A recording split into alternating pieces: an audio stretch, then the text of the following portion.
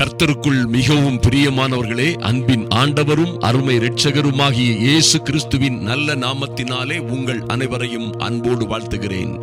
இந்த இரவு ஜெப வேளையிலே தேவ சமூகத்தில் வந்திருக்கிற என் அன்பு சகோதரிகளே, நிச்சயமாய் விசுவாசியுங்கள். கர்த்தரே உங்களுக்காக கொடுக்கிற அற்புதமான வார்த்தைகள் எல்லாம் நிச்சயமாய் நம்முடைய ஆண்டவரும் இரட்சகருமாகிய இயேசு கிறிஸ்துவின் நாமத்தினாலே அவைகளெல்லாம் உங்கள் வாழ்க்கையிலே, உங்கள் பிள்ளைகளுடைய வாழ்க்கையிலே இவைகள் நிச்சயமாய் கர்த்தருடைய தீர்க்க தரிசனமாய் இவைகள் நிறைவேறும் என்பதை நீங்கள் எந்த சந்தேகம் பட வேண்டிய அவசியம் இல்லை. நிச்சயமாய் இந்த வார்த்தைகள் நிறைவேறும். உங்கள் பிள்ளைகளை குறித்து, உங்கள் பிள்ளைகளை குறித்து அல்லது உங்களுடைய குடும்பத்தை குறித்து, உங்களை குறித்து கர்த்தர் என்ன வேதத்தில் சொல்லி இருக்கிறாரோ அதுதான் உங்கள் வாழ்க்கையிலே நடக்கும் என்று நீங்கள் உறுதியாய் நம்ப வேண்டும். என் அன்பு சகோதர சகோதரிகளை, ஒரு அற்புதமான காரியத்தை தெரிந்து கொள்ளுங்கள். கர்த்தரே உங்களுடைய வாழ்க்கை எப்படி இருக்கும், உங்கள் வாழ்க்கையிலே நீங்கள் எப்படி வளர்ந்து வாழ்ந்து செழித்திருப்பீர்கள், என்னவென்னவெல்லாம் பிரச்சனை வரும், என்னவென்னெல்லாம் யுத்தம் வரும், ஆபத்து வரும், சோதனைகள் வரும் அல்லது தீங்குகள் வரும், எல்லாவற்றிலும் இருந்து நீங்கள் எப்படி ஜெயம் எடுப்பீர்கள் என்பதையும் கர்த்தரே எழுதி வைத்திருக்கிறார். உங்களுடைய வாழ்க்கையும் என் வாழ்க்கையும் எப்படி என்ன நடக்கும் நம்முடைய வாழ்க்கையிலே என்று நாம் நிதானித்து பார்த்தோமானால் நிச்சயமான உண்மை, கர்த்தர் நம்மை குறித்து, கர்த்தர் உங்களையும் என்னையும் குறித்து என்ன எழுதி வைத்திருக்கிறாரோ, நமக்காக என்ன நடக்கும், என்ன தருவேன் என்று எழுதி வைத்திருக்கிறாரோ, என்ன செய்வேன் நமக்கும் நம்முடைய பிள்ளைகளுக்கும் என்று எழுதி வைத்திருக்கிறாரோ அதுதான் உங்களுடைய வாழ்க்கையிலே நடக்கும். அருமையான தேவ பிள்ளைகளே, நிச்சயமாய் ஒரு காரியத்தை கவனியுங்கள். உங்கள் பிள்ளைகளை குறித்து சங்கீதம் 127:4 இப்படியாக எழுதப்பட்டிருக்கிறது: இதோ பிள்ளைகள் கர்த்தரால் வரும் சுதந்திரம், கற்பத்தின் கனி அவரால் கிடைக்கும் பலன். நிச்சயமாய் ஹல்லேலூயா. உங்கள் பிள்ளைகள் கர்த்தரால் வந்த சுதந்திரம் என்று விசுவாசியுங்கள்.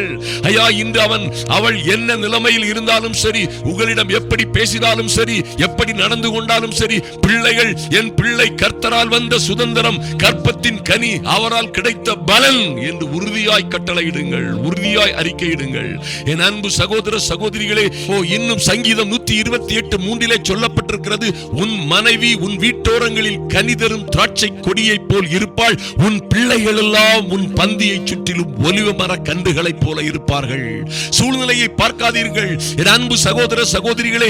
இன்று இருக்கிற சூழ்நிலையை, இன்று என் மகன் எப்படி வாழ்ந்து கொண்டிருக்கிறான், ஒருவேளை சின்னவனாய் அற்பமாய் எண்ணப்பட்டவனாய் அல்லது அநேகரை போன்று மிக விசேஷமான ஞானம் இல்லாதவனை போன்று அல்லது மிக அதிகமான பலம் இல்லாதவனை போன்று அல்லது எல்லோராலும் பாராட்டப்படாத ஒருவனை போன்று இருக்கிறானே, அல்லது என்னுடைய மகள் இப்படி இருக்கிறாளே என்று கலங்கி போகாதிருங்கள். அருமையான தேவ பிள்ளைகளே, கர்த்தருடைய வார்த்தை சொல்வதை உறுதியாய் நம்புங்கள், அறிக்கையிடுங்கள், விசுவாசித்து அதன் பலனை பெற்றுக் கொள்ளுங்கள்.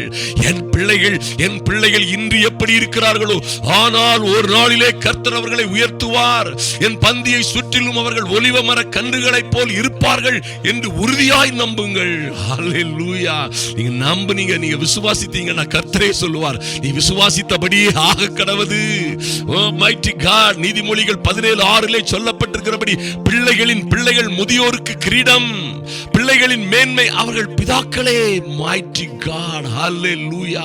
நிச்சயமாய் மைட்டி காட் உங்களுக்கும் உங்கள் முதியோர்களுக்கும் உங்கள் பிள்ளைகள் நிச்சயமாய் கிரீடமாய் இருப்பார்கள். அதுதான் தேவன் உங்களுக்கு உங்கள் பிள்ளைகளை குறித்து வைத்திருக்கிற ரகசியம். உங்கள் பிள்ளைகளை குறித்து வைத்திருக்கிற ராஜமேன்மை அங்கே இருக்கிறது. மைட்டி காட் 31:28 அவள் பிள்ளைகள், என் அன்பு சகோதரியே, என் சகோதரர்களே, உங்கள் பிள்ளைகள் எழும்பி உங்களை பாக்கியவதி என்கிறார்கள். மைட்டி காட், நிச்சயமாய் அந்த சூழ்நிலை உண்டாகும். நீங்கள் நிச்சயமாய் உறுதியாய் நம்புங்கள். கர்த்தருக்கு கீழ்ப்படிந்து கர்த்தருடைய காரியத்திலே முன்னிற்கிற பிள்ளைகளாய், கர்த்தருக்காய் முன்னின்று கர்த்தருடைய ராஜ்யத்தை தேடுகிற பிள்ளைகளாய் வாழுங்கள். அவருக்கு பிரியமானவர்களாய் வாழ பழகுங்கள். அருமையான தேவ பிள்ளைகளே, முதலாவது தேவனுடைய ராஜ்யத்தையும் அவருடைய நீதியையும் உங்களுடைய வாழ்க்கையிலே, உங்களுடைய தொழிலிலே, உங்களுடைய கையின் பிரயாசங்கள் எல்லாவற்றிலும் தேவனுடைய ராஜ்யத்தையும் அவருடைய நீதியையும் தேடுங்கள்.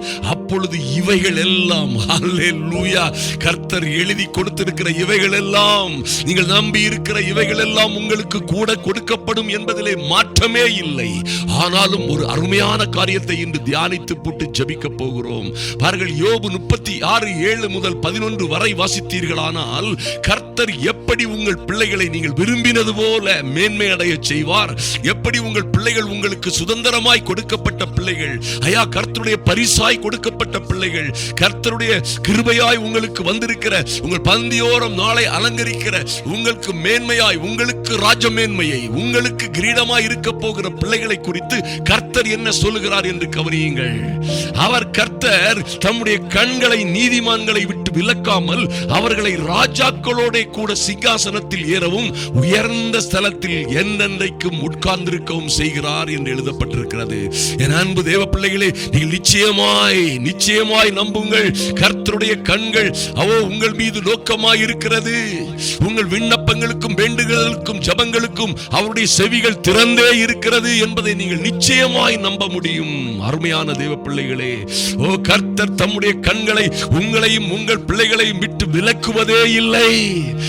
அவர் பார்த்துட்டு இருக்கிறாரு, விலக்காதபடி எங்களையே பார்த்து கொண்டிருக்கிறார் என்று கேட்டீர்களே, ஆனால் உங்களையும் உங்கள் பிள்ளைகளையும் ராஜாக்களோட கூட சிங்காசனத்தில் ஏறவும் உயர்ந்த ஸ்தலத்தில் என்றென்றைக்கும் உட்கார்ந்திருக்கவும் செய்கிறார் என்று வேதம் சொல்லுகிறது. நிச்சயமாய் அந்த நல்ல வார்த்தைகள் உங்கள் பிள்ளைகளுடைய வாழ்க்கையிலே பலிக்கும் என்று உறுதியாய் நம்புங்கள். இன்று அவர்கள் என்ன நிலைமையில் இருந்தாலும் சரி, ஒருவேளை அவர்கள் விலங்குகள் போடப்பட்டு உபத்திரவத்தின் கயிறுகளால் கட்டப்பட்டிருந்தாலும், வசனம் 8 சொல்லப்பட்டிருக்கிறது, அவர்கள் ஒருவேளை பல்வேறு உபத்திரவங்கள் பாடுகள் துன்பத்தின் கயிறுகளிலே கட்டப்பட்டிருந்தாலும், ஒருவேளை உங்கள் பிள்ளைகள் எங்கோ அகப்பட்டு யாரிடமோ அகப்பட்டு நடக்க கூடாத காரியங்களில் பிள்ளைகளுடைய வாழ்க்கையிலே நடந்துவிட்டது, அவர்கள் அல்லல் பட்டு கொண்டிருக்கிறார்கள், அவதிப்பட்டு கொண்டிருக்கிறார்கள் என்று நீங்கள் சொல்லலாம். அந்த சூழ்நிலையில் இருந்தாலும் சரி, இங்கே சொல்லப்பட்டிருக்கிறது, கர்த்தர் அவர்கள் மிஞ்சி போன கிரியையையும் அவர்களுடைய எல்லா மீறுதல்களையும் அவர்களுக்கு தெரியப்படுத்துவார். அக்கிரமத்தை விட்டு திரும்பும்படி அவர்களுடைய செவியை திறந்து கடிந்து கொள்ளுவார். அருமையான தேவ பிள்ளைகளே, அவர்கள் அடங்கி செவி கொடுத்தார்களே ஆனால், நீங்களும் நானும் நம்முடைய பிள்ளைகளுமாய் நாம் அடங்கி செவி கொடுக்கிறவர்களாய் காணப்பட்டோமே ஆனால், நம்முடைய நாட்களை நன்மையாகவும் நம்முடைய வருஷங்களை செல்வ வாழ்வாகவும் வாழும்படி செய்கிறார் என்று வேதம் சொல்லுகிறது.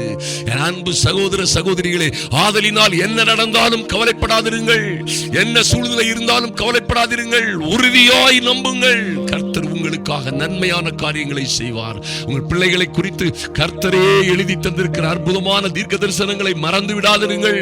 அவர்கள் எப்படி இருப்பார்கள், எப்படி வளருவார்கள், எப்படி அவர்களை கர்த்தர் அவர்கள் மீது கண்ணோக்கமாய் இருந்து அவர்களை நடத்தி பாதுகாத்து ராஜாக்களோட சிங்காசனங்களிலே ஏறச் செய்வார் என்பதை ஒரு நாளும் மறந்து விடாதிருங்கள்.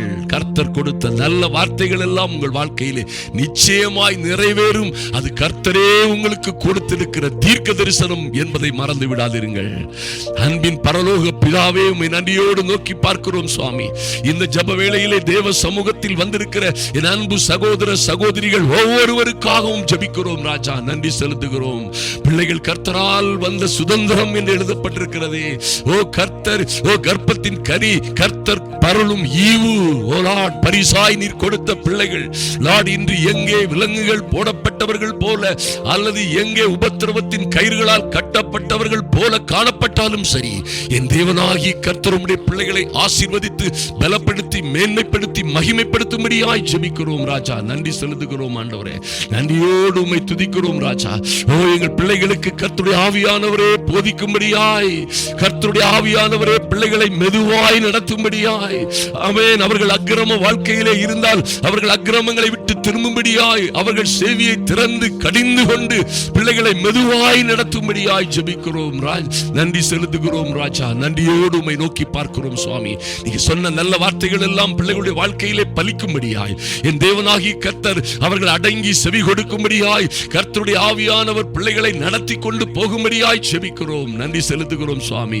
இவர்கள் வாழ்க்கை, இவர்கள் வாழ்நாட்கள் எல்லாம் நன்மையாகவும் தங்களுடைய வருடங்கள் எல்லாம் செல்வ வாழ்வாகவும் இவர்கள் போக்கும்படியாய், என் தேவனாகி கர்த்தருடைய அனுக்கிரகம் உம்முடைய பிள்ளைகளோட கூட இருக்கும்படியாய் ஜெபிக்கிறோம். எல்லா சிக்கல்கள் சிரமங்களில் இருந்து என் தேவனாகி கர்த்தரே பிள்ளைகளை விடுவித்து ஆசீர்வதித்து மேன்மைப்படுத்துவீராக. இவர்களும் இவர்கள் பிள்ளைகளும் லார்ட் நன்றி செலுத்துகிறோம் சுவாமி. இவர்கள் ராஜாக்களோட சிங்காசனங்களில் ஏறுகிறதை காணும்படியான நல்ல நாட்கள் விரைவாய் அதிவிரைவாய் வரும்படியாய் அன்பின் ஆண்டவரும் அருமை இரட்சகருமாகிய இயேசு கிறிஸ்துவின் நாமத்தினாலே ஜெபிக்கிறோம் நல்ல பிதாவே. ஆமென், ஆமென். 1000 பேர் இதற்கு விரோதமாக பேசினாலும் என் அன்பு சகோதர சகோதரிகளே, நிச்சயமாக இவைகள் நடக்கும் என்று விசுவாசியுங்கள். கர்த்தர் சொன்ன நல்ல வார்த்தைகள், நல்ல தீர்க்க தரிசனமான வார்த்தைகள் உங்கள் வாழ்க்கையிலும் பிள்ளைகள் வாழ்க்கையிலே நிச்சயமாய் நிறைவேறும்.